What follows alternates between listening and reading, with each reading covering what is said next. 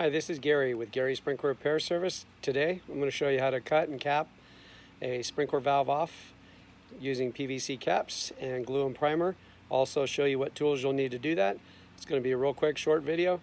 If you liked the video and you found it helpful, feel free to leave us a comment. And as always, we appreciate anyone that gives us a thumbs up like. Be sure to subscribe and tap notifications and you'll automatically be entered into our monthly drawing for our giveaways. Again, hope you have a good day and I hope you enjoyed the video.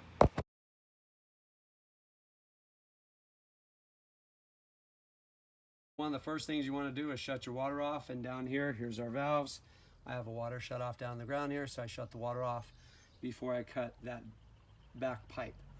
And you always want to open up one of the solenoids here on one of the valves you're not using, just to make sure that the water is off and that there's no pressure on the pipe. Okay, tools you'll need. I'm cutting a 1-inch valve off, so I'm doing 2 1-inch caps. A pair of channel locks, that's the blue guys over here. They're adjustable for 3/4 inch, 1 inch, whatever you got. A pair of ratchet cutters. How these work is you put them on the pipe and then you just start cutting like that and it cuts the pipe. Okay, other thing you need, primer, glue. I like using wet dry glue because it sets up really quick. Usually the pipe will tell you on the side of the pipe what size it is, so if you're not sure you can always check. You can see the smaller pipe over there on the back, that's 3/4 inch, that's 1 inch, obviously a little bigger. You always want to make sure this guy's around the pipe.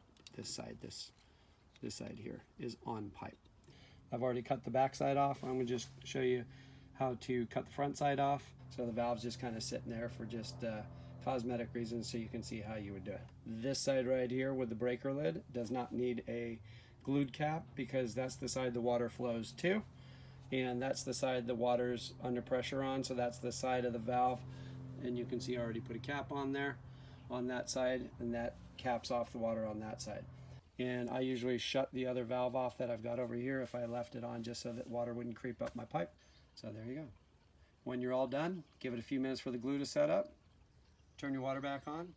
Hope you enjoyed our video today and look forward to seeing you in the future. Gary's Sprinkler Repair.